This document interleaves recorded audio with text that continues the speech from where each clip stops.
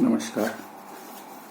SYV Hindi MIL semester 4 में सभी विद्यार्थियों का स्वागत।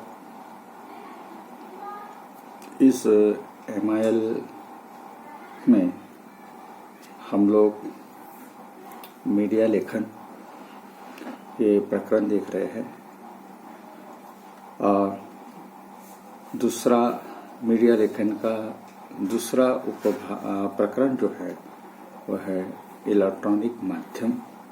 इसमें हम देखते हैं कि रेडियो की भूमिका पत्रकारिता में क्या होती है। यहाँ जो रेडियो के बारे में इलेक्ट्रॉनिक मीडिया जो है, इलेक्ट्रॉनिक मीडिया क्या काम करता है, यहाँ वैसे अगर देखा जाए तो रेडियो श्राव्य माध्यम है। इसमें सब कुछ ध्वनि पर आधारित होता है। स्वर शब्दों का यह खेल है।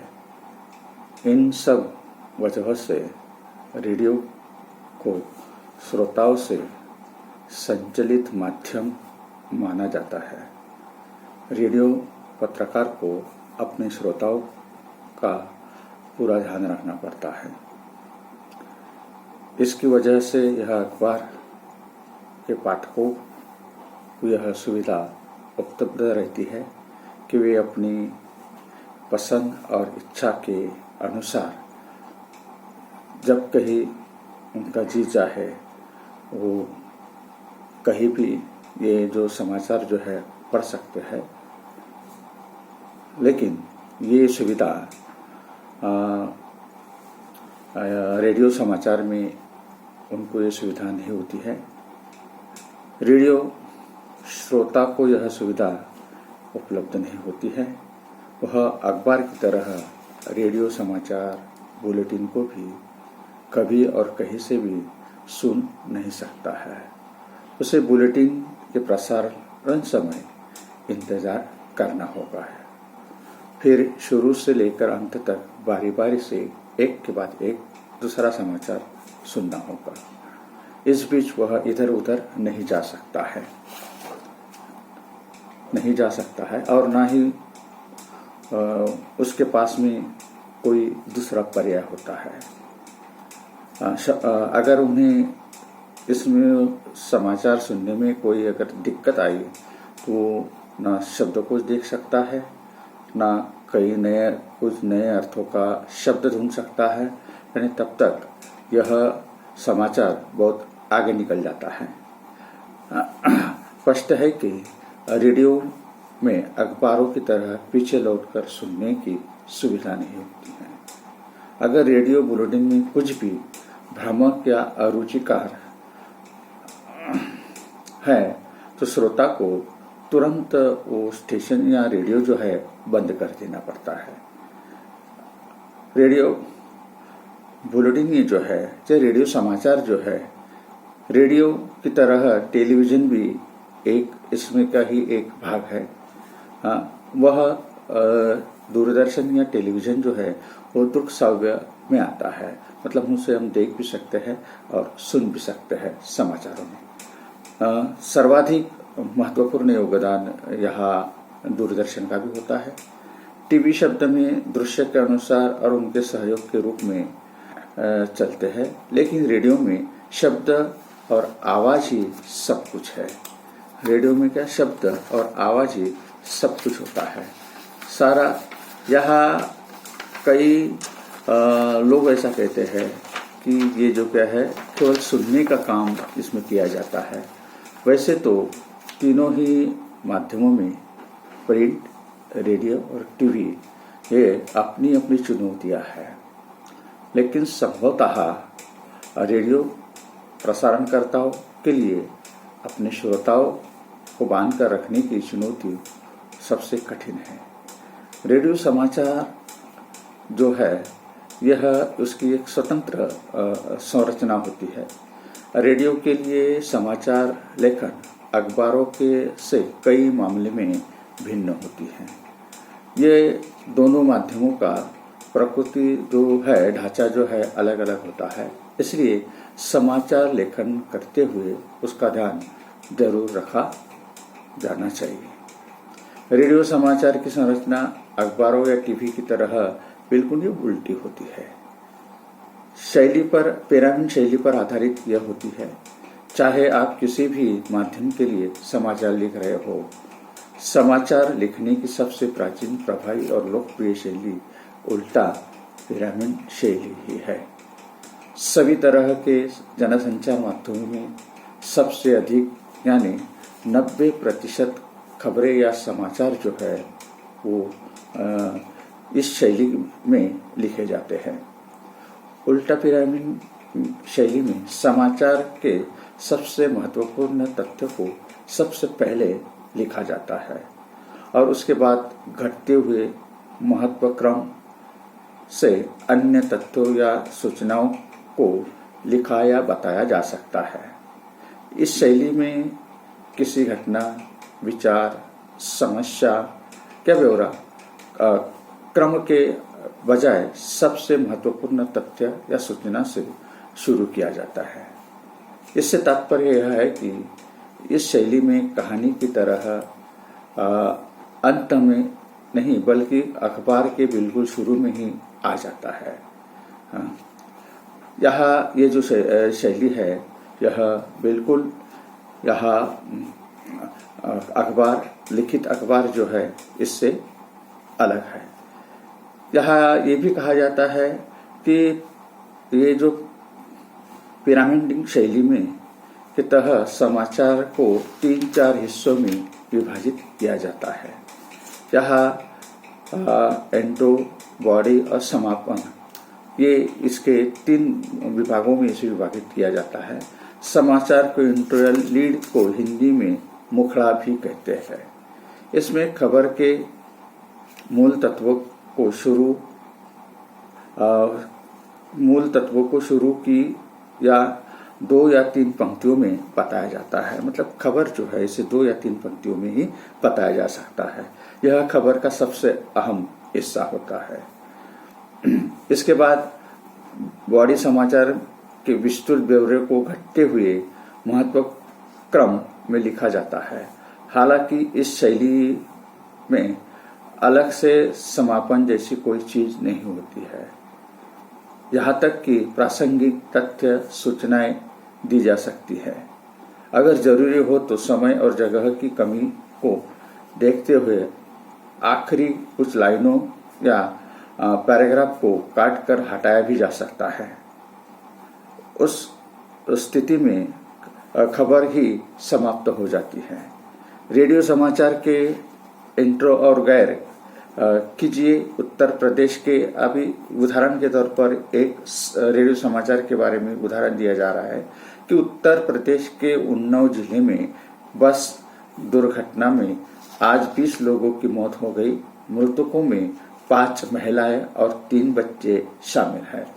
ये हो गया उसका मुखड़ा या टाइटल जिसे हम कहेंगे। एक और उदाहरण है कि महाराष्ट्र में बाढ़ का संकट गहरता जा रहा है। राज्य में बाढ़ में से मरने वालों की संख्या बढ़कर 465 हो गई है।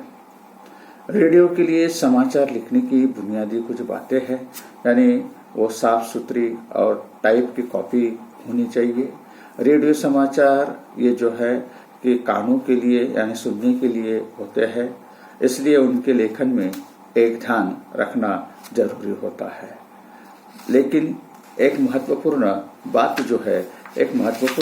बात को भी यहाँ लेखक ने बताया है, विद्वानों ने बताया है कि ये इस तरह से है। यह ऐसे कई तथ्य है जिन्हें हम भूलना नहीं चाहते हैं या भूलना नहीं चाहिए। जैसे सुन जाने से पहले समाचार वाचक या वाचिका उसे पढ़ते हैं। मतलब वो रेडियो पर प्रसारित होने से पहले समाचार जो है वहाँ के वाचक और वाचिका जो है उसे पढ़ते हैं और तब वह श्रोताओं तक पहुँचता है। इसलिए समाचार कॉपी ऐसे तैयार की जानी चाहिए कि उसे पढ़ने में वाचक या वाचिका को कोई दिक्कत नहीं होनी चाहिए। अगर समाचार कॉपी टाइप और साफ सुथरा नहीं है तो उससे पढ़ने के दौरान वाचक वाचिका के के अटकने या गलत पढ़ने का खतरा रहता है और इससे श्रोताओं का ध्यान भटकता जाता है और वो भ्रमित हो जाते हैं। प्रसारण के लिए तैयार की जा रही समाचार कॉपी को कंप्यूटर पर स्पेस से टाइप किया जाना चाहिए। कॉपी दोनों ओर पर्याप्त आशिया छोड़ना चाहिए। एक लाइन में अधिकतम 12 या 13 शब्द होने चाहिए। पंक्ति के आखिर में कोई शब्द विभाजित नहीं होना चाहिए और पुष्ट के आखिर में कोई लाइन अधूरी नहीं होनी चाहिए। इस तरह से रेडियो समाचार लिखने के कुछ मायने हैं। प्रत्येक लाइन में कितने शब्द है इस बारे में भी एक सुसंगत होने से बुलेटिन के संपादक जो होते हैं को यह तय करने में सुविधा होती है। कुल शब्द संख्या के आधार पर कितने खबरें लेनी है और किस खबर को कितना बड़ा स्थान देना है। समाचार कॉपी में ऐसे जटिल और उच्चारण में कठिन शब्द उसे जैसे अंक आदि मुश्किल शब्द, क्लिष्ट शब्द, क्लिष्ट अंक नहीं होने चाहिए या नहीं लिखने चाहिए जिन्हें पढ़ने में जबान लड़खड़ाने लगे। मतलब ऐसे शब्द नहीं लिखने चाहिए कि जिसमें पढ़ते समय जबान लड़खड़ाने लगे। अंकों को लिखने के मामले में खास सावधानी रखनी चाहिए। जैसे 1 से 10 तक के अंकों को शब्दों में और 11 से 9 से 99 तक अंकों में लिखा जाना चाहिए। लेकिन जो अगर कोई बड़ी संख्या है तो उसे अक्षरों में लिखना बहुत आवश्यक होता है, अन्यथा वाचक वाचिका को पढ़ने में बहुत मुश्किल होगी। इसे हमेशा ध्यान रखना चाहिए। इसी तरह अखबार में प्रतिशत का चिन्ह जैसे संकेत चिन्हों का भी प्रयोग करना अनिवार्य होता है या करना चाहिए। रेडियो में यह पूरी तरह वर्जित है, यानी जो प्रतिशत और डॉलर लिखा जाना चाहिए। जहाँ भी संभव और उपयुक्त हो वहाँ दशमलव को उसकी नजदीकी पूर्णांक में लिखना बेहतर होता है। जैसे रुपए के बारे में अगर लिखना हो तो रेडियो के लगभग 28 लाख रुपए लिखना श्रोताओं को समझने के लिए निहायत बेहतर है। इस तरह की वित्तीय संख्याओं को उनके नजदीकी पूर्णांक में लिखना चाहिए। लेकिन इसके कुछ अपवाद भी है। जैसे खेल के स्कोर को उसी तरह लिखना चाहिए। सचिन तेंदुलकर ने अगर 98 रन बनाए हैं तो उसे लगभग 100 रन नहीं लिख सकते हैं। इसी तरह मुद्रास्फीति के आंकड़े नजदीकी पूर्णांक में ही नहीं बल्कि दशमलव में ही लिखे जाने चाहिए। इस तरह से ये रेडियो है। रेडियो समाचार या रेडियो जैसे समाचार में अत्यधिक आंकड़ों और संख्या का इस्तेमाल नहीं करना चाहिए, क्योंकि श्रोताओं के लिए उन्हें समझना काफी कठिन होता है। आंकड़े तुलनात्मक हो तो बेहतर होता है। इस साल गेहूं का उत्पादन पिछले वर्ष के 80 लाख टन से बढ़कर 86 लाख टन हो गया है की तुलना में इस साल गेहूं की इसकी तुलना में ऐसा लिखना चाहिए कि इस साल गेहूं का उत्पादन पिछले वर्ष की तुलना से 7.5% बढ़कर 86 लाख टन पहुंच गया है। ज्यादा संप्रेषणीय रेडियो समाचार कभी कभी संख्या से नहीं शुरू होना चाहिए। इसी तरह तथ्यों को उसी तरह लिखना चाहिए जैसे हम बोलचाल में इस्तेमाल करते हैं। 15 अगस्त 1925 न कि लिखिए 15 अगस्त 1985 ऐसा लिखा जाता है। हेडलाइन के संदर्भ में भी ये ऐसा कहा जाता है कि रेडियो में अखबारों की तरह हेडलाइन अलग से नहीं बल्कि समाचार से ही गुथी होती है। हम इसकी चर्चा पहले ही कर चुके हैं। इसी तरह समाचार में समय संदर्भ का मामला भी महत्वपूर्ण होता है। अखबार दिन में एक बार और वह भी सुबह और कहीं शाम छपकर आता है, जबकि रेडियो पर 24 घंटे समाचार चलते रहते हैं। श्रोता के लिए समय का फ्रेम हमेशा आज होता है, इसलिए समाचार में आज सुबह, आज दोपहर, आज शाम, आज तड़के आदि का इस्तेमाल किया जाता है। इस तरह बैठक कल होगी या कल हुई बैठक में का प्रयोग किया जाता है। इस सप्ताह, अगले सप्ताह, पिछले सप्ताह, इस महीने, अगले महीने, पिछले महीने, इस साल, पिछले साल, अगले बुधवार, अगले या पिछले शुक्रवार का इस्तेमाल करना चाहिए। संक्षिप्ताक्षरों में इस्तेमाल में काफी सावधानी बरतनी होती है। बेहतर तो यही होगा कि उनके प्रयोग से बचा जाए, और अगर जरूरी हो तो समाचार के शुरू में पहले उसे पूरा कर दिया जाए, फिर संक्षिप्ताक्षर का प्रयोग किया जाए। संक्षिप्ताक्षरों के प्रयोग के दौरान यह देखा जाना चाहिए कि वह कितना लोकप्रिय है। जैसे WTO, UNICEF, SAARC, ICICI bank का इस्तेमाल सीधे भी किया जा सकता है। इस तरह ये समाचारों में मीडिया के रूप में हमने देखा कि रेडियो जो है समाचार पत्र का, इसका भी बहुत बड़ा इलेक्ट्रॉनिक माध्यम जो है, ये रेडियो का भी बहुत बड़ा योगदान है। तो यहाँ पर हमने रेडियो के बारे में, रेडियो समाचार के बारे में जानकारी हासिल की। अब हम देखते हैं कि दूरदर्शन जो है, इस दूरदर्शन को यहाँ पे देखते हैं। दूरदर्शन ये जो है, या दूरदर्शन या टेलीविजन जिसे कहा जाता है, इसका भी बहुत बड़ा योगदान यहाँ इलेक्ट्रॉनिक माध्यमों में बताया जाता है। यहाँ ये भी कहा जाता है कि दूरदर्शन का कितना योगदान है।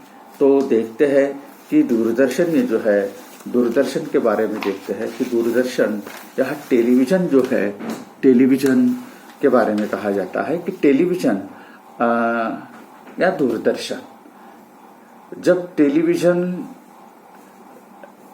लेखन की बात करते हैं तो यह साफ है कि इसमें दृश्यों की अहमियत सबसे ज्यादा है। यानी टेलीविजन ये जो है दृश्य दिखाता है। यह कहने की जरूरत नहीं कि टेलीविजन देखने और सुनने का माध्यम है, और इसके लिए समाचार का आलेख लिखते समय इस बात पर खास ध्यान रखने की जरूरत पड़ती है कि आपके शब्द पर्दे पर दिखने वाले दृश्य के अनुकूल हो। अभी तक हमने प्रिंट और रेडियो माध्यम के लिए ही लेखन की शर्त की चर्चा की है, लेकिन टेलीविजन लेखन इन दोनों ही माध्यमों से काफी अलग है। इसमें कम से कम शब्दों में ज्यादा से ज्यादा अखबार बताने की कला का इस्तेमाल होता है। इसलिए टीवी के लिए अखबार लिखने की बुनियाद शर्त दृश्य के साथ लेखन है। दृश्य यानी कैमरा से लिए गए शॉट, जिसके आधार पर अखबार बुनी जाती है। अगर शॉट्स आसमान के हो तो हम आसमान की बातें लिखेंगे, समंदर की नहीं। अगर कहीं आग लग गई है तो हम उसका जिक्र ये करेंगे कि पानी का नहीं, आग का ही हम जिक्र करेंगे। मान ले कि दिल्ली की किसी इमारत में आग लगने की खबर लिखनी है तो हम लिखेंगे अखबार में आमतौर पर इस खबर को मुख्य या इंट्रो कुछ इस तरह का बनाया जा सकता है कि दिल्ली के लाल जजपत नगर की एक दुकान में आज शाम आग लगने से 2 लोग घायल हो गए हैं और लाखों रुपए की संपत्ति जलकर खाक हो गई है। ये आग जो है शॉर्ट सर्किट की वजह से लगी है, ऐसा कहा जा सकेगा। लेकिन टीवी में इस अखबार की शुरुआत कुछ अलग होगी। दरअसल टेलीविजन पर अखबार 2 तरह से पेश की जाती है। इसका शुरुआती हिस्सा जिसमें मुख्य खबर होती है, बैर दृश्य के रीडर या एंकर पढ़ता है। दूसरा हिस्सा वह होता है जहां से पर्दे पर एंकर की जगह खबर से संबंधित दृश्य दिखाए जाते हैं।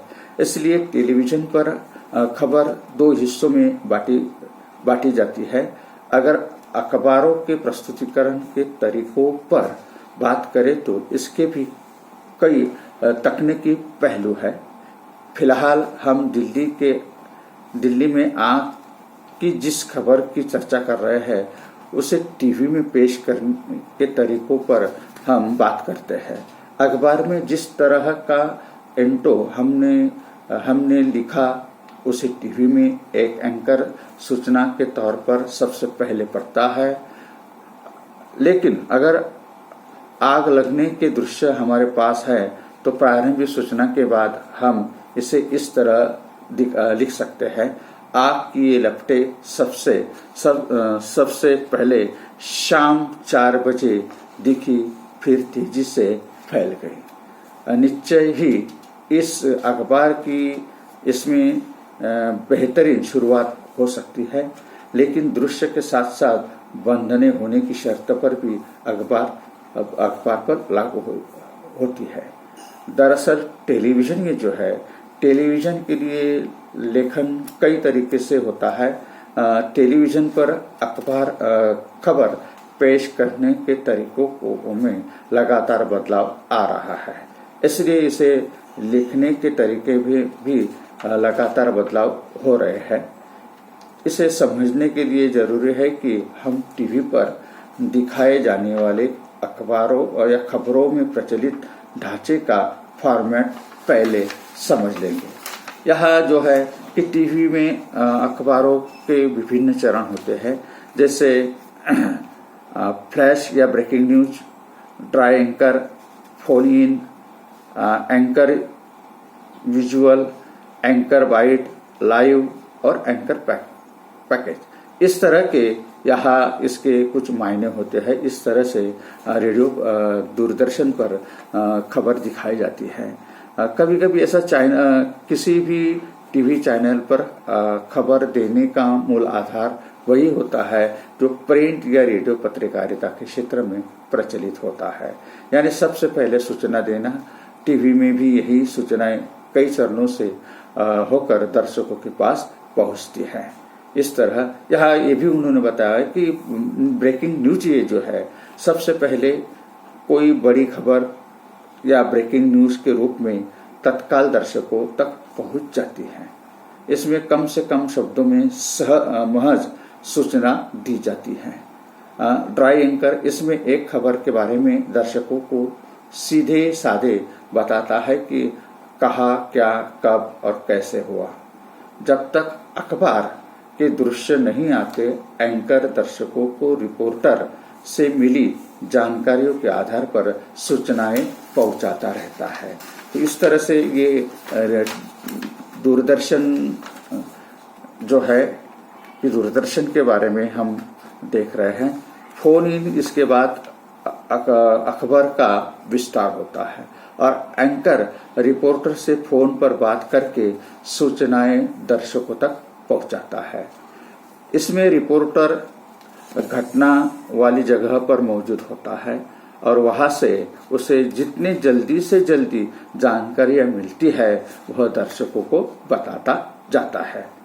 एंकर विजुअल, जब घटना के दृश्य या विजुअल मिल जाते हैं तब उन दृश्यों के आधार पर खबर लिखी जाती है जो एंकर पढ़ता है। इस खबर की शुरुआत में प्रारंभिक सूचना ऐसी होती है और बाद में कुछ वाक्यों पर प्राप्त दृश्य दिखाए जाते हैं। एंकर बाइट यानी कथन। टेलीविजन पत्रकारिता में बाइट का काफी महत्व होता है। यहाँ टेलीविजन में किसी भी प्रकार को पुष्ट करने के लिए इसमें संबंधित बाइट दिखाई जाते हैं। किसी घटना की सूचना देने और उसके दृश्य को दिखाने के साथ ही इस घटना के बारे में प्रत्यक्षदर्शियों या संबंधित व्यक्तियों का कथन दिखा कर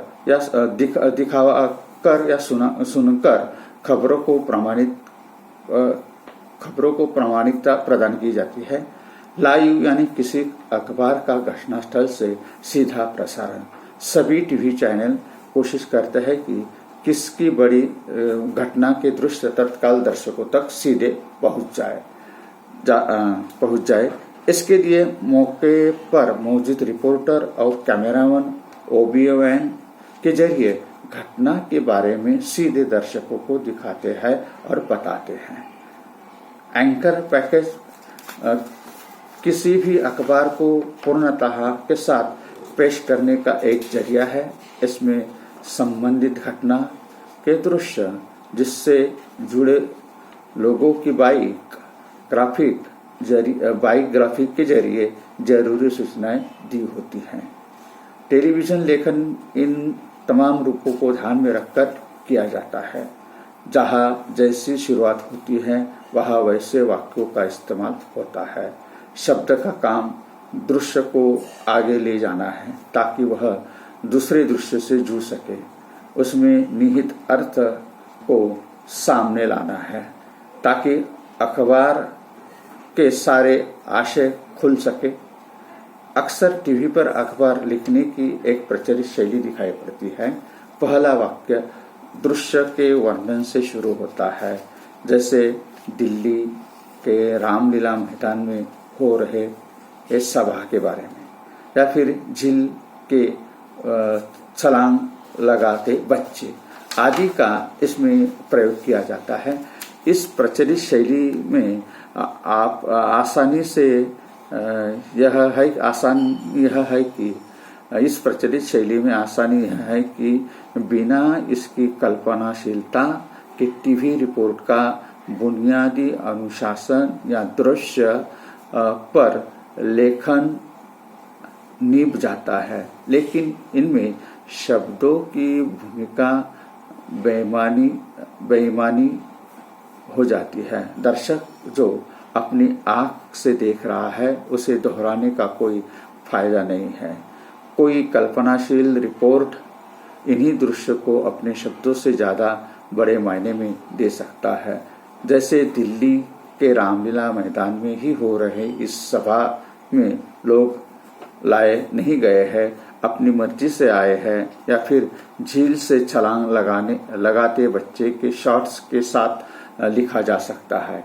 इन दिनों तेज गर्मी से निजात पाने का एक तरीका ये भी है। अगर वैलेंटाइन डे सेलिब्रेशन की खबर लेनी हो और एक दूसरे को बधाई देने का कोई शॉट हो तो इसे इस तरीके से लिखा जा सकता है।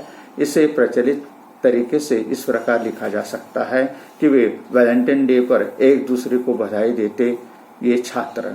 दूसरा तरीका इसको किसी अर्थ से जोड़ने का है। यही से रिपोर्ट की दृष्टि सक्रिय होती है और उसकी अपनी समझ भी दिखाई देती है। वह लिख सकता है, भारतीय समाज में आए इस नए चलन से लोग खुश भी हैं और दुखी भी हैं, या फिर यह नई आधुनिकता परंपरावादियों को रास नहीं आ रही है। इस तरह से ये टेलीविजन के बारे में कहा जाता है। टेलीविजन ये जो है दृश्य जो होता है शब्दों से नहीं, टेलीविजन सिर्फ दृश्य है, शब्द नहीं होता है, बीच ही में होते हैं ध्वनियाँ। टीवी में दृश्य और शब्द यानी विजुअल वायरस और व्यू के साथ दो तरीके की आवाजें होती हैं। एक तो वे कथन का ब्राइट जो अखबार बनाने के लिए इस्तेमाल किया जाते हैं, और दूसरी ओर प्राकृतिक आवाज दृश्यों के साथ चल जाती हैं, यानी चिड़ियों का चहचहा या गाड़ियों के गुजरने की आवाज, या फिर किसी कारखाने में किसी मशीन के चलने की ध्वनि। ये जो है टीवी के लिए अखबार लिखते हुए इन दोनों तरह की आवाज़ों का ध्यान रखना जरूरी होता है। पहली तरह की आवाज़ यानी कथन का ब्राइट का तो खैर ध्यान रखी जाती है। अक्सर टीवी की खबर बाइट के आसपास की बुनी जाती है, लेकिन यह काम पर्याप्त सावधानी से किया जाना चाहिए। इस तरह ये टीवी के जो समाचार जो है, इस समाचार इस तरह से या खबरें इस तरह से बताए जाते हैं। और यहाँ ये भी कहा जाता है कि टीवी में सिर्फ ब्राइट या वॉइस ओवर नहीं होते हैं, सभी ध्वनि और ध्वनियाँ भी होती हैं। उन ध्वनियों में भी खबर बनती है या उसका मिजाज बनता है। इसलिए किसी खबर का वॉइस ओवर हुए उसमें शॉर्ट से मुताबिक ध्वनि के लिए गुंजाइश छोड़ देनी चाहिए। टीवी में ऐसे ध्वनियों के नेट या नेट साउंड या प्रकृति आवाज कहते हैं।